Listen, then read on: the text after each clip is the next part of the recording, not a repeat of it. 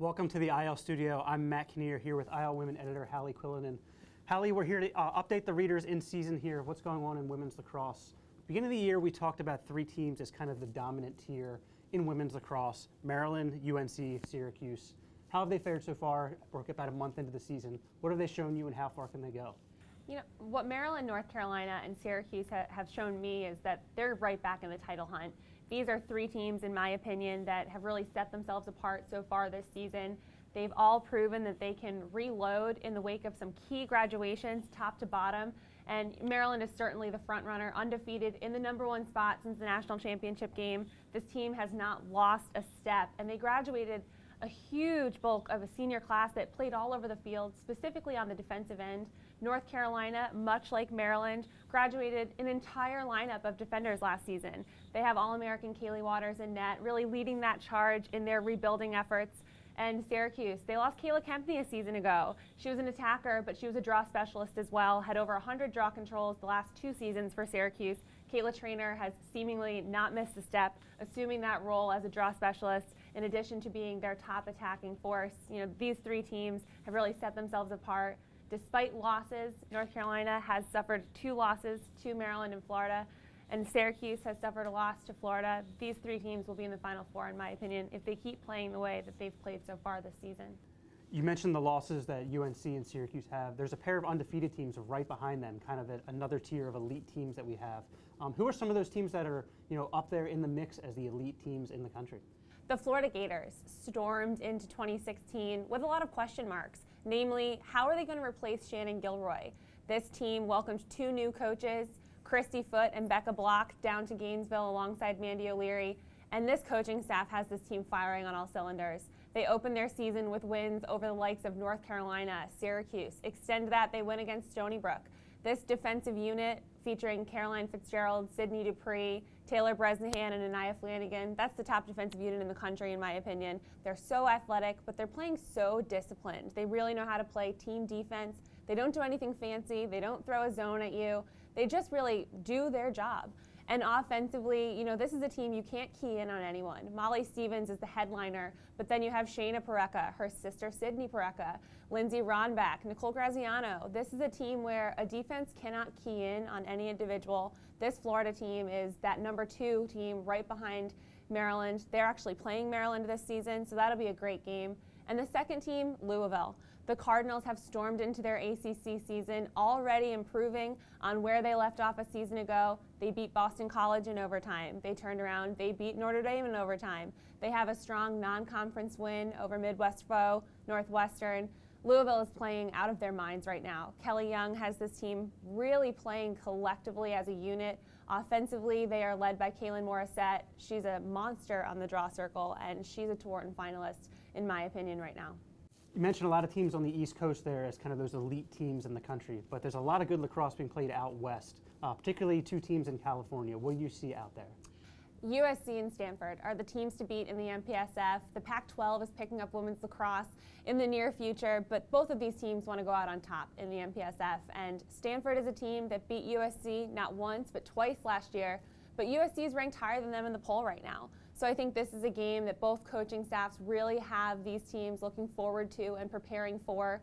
Stanford was a team that doubled up on Ohio State earlier this season, a team that just beat Johns Hopkins in overtime. Ohio State is a great win for Stanford to have. They fell just short of topping Notre Dame, another very strong team. So I'm really excited to see what Stanford does down the stretch and against some other top-tier competition. USC opened their season. They're undefeated. They have a huge win over Duke, a team that sent them packing in the NCAA tournament last year. I think these are 2 teams that will continue that upward trajectory in the polls, and these are 2 teams that can go far in the NCAA tournament if they keep this pace going. You mentioned Duke. Duke's a team that started up high in the polls, but has kind of moved into the back half of the top 20. But let's kind of flip that around. There's some teams that are rising, either just outside the top 20 coming into it, or in the latter half that have potential to make moves into the top 10. Which handful of teams do you see there in that category? Starting in the Mid-Atlantic, Towson. Towson beat Loyola. They beat Georgetown. They're really that top contender in this area right now, in my opinion. Towson's playing very well. They are very young. Caitlin Maltabano is a sophomore. She leads this team, And Carly Telekamp, a freshman, well over 6 feet tall, playing out of her mind right now. They're playing like veterans, and I really like the way this Towson team plays. Another team, UConn. UConn is a team that beat Florida last year in the Big East. It's still funny to say Florida's in the Big East, but this is a team that really returns a lot of firepower. I love the way Grace Nolan, another sophomore, is playing for this team. Shannon Nee is a rock in net. UConn is a team that should continue to make waves, and UMass. UMass is a team that always, in my opinion, should be in the top 20. I'm not sure why they're not currently in the women's media poll. UMass is a team that just plays very, very well down the stretch. They have a lot of close games, and they're able to come away with those 1-2 goal victories. Angela McMahon is a great coach. She always has her team playing very team-oriented lacrosse. Other teams you have to throw in there. Cornell's off to a great start, topping Albany. Temple is off to a great start. You definitely have to keep an eye out for them. Delaware. These are some teams that should continue to improve, and in my opinion, should all make a push to get into the top 20. Tewaaraton race, in a lot of ways, things haven't changed at all, with the kind of top 2 players in the preseason still being the top 2 dominant players during the season. But maybe a new face or two in there. What have you seen from the Tewaaraton race so far? This is something that is not all too exciting at the top of this race, because we've seen these 2 players just go at it ever since they were freshmen. Taylor Cummings, until this trophy is physically handed to another player in June, she's the Tewaaraton frontrunner. She's earned that right.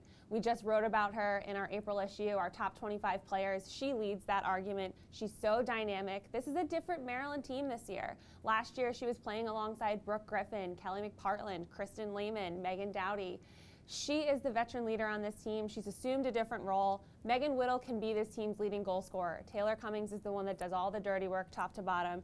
She's the most dynamic all-around player in the game.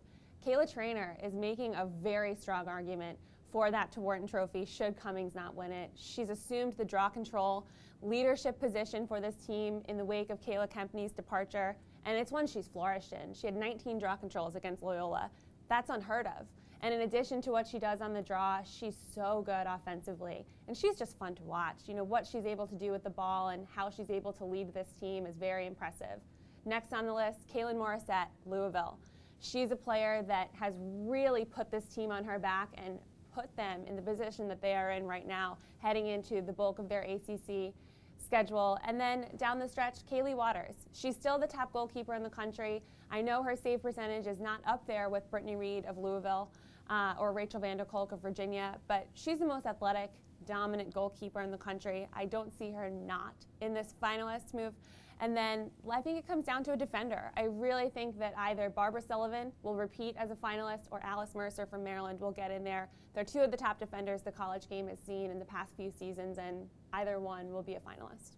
You mentioned Kayla Traynor as one of the Tewaaraton finalists, clearly one of the, in the top 2 there of that Tewaaraton race. She was on the cover of the March issue of Inside Lacrosse. You got the opportunity, a fellow Syracuse alum, to go up to the top of the Carrier Dome with her for that feature. What was that experience like? It was awesome.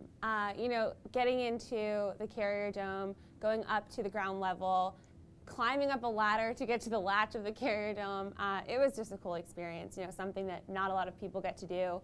It was a freezing day. She was in her uniform, and we tried to keep it quick, about 30 minutes up there, got all the shots we needed. She's just a very humble kid, and it was nice to hear what she had in store and her goals for the season. Thanks, everyone, for watching. Got plenty of season left to go. Make sure to follow ILWomen.com for all the scores, all the updates, all the analysis of the season. I'm Matt Kinnear with ILWomen editor Halley Quillinan. Thanks so much.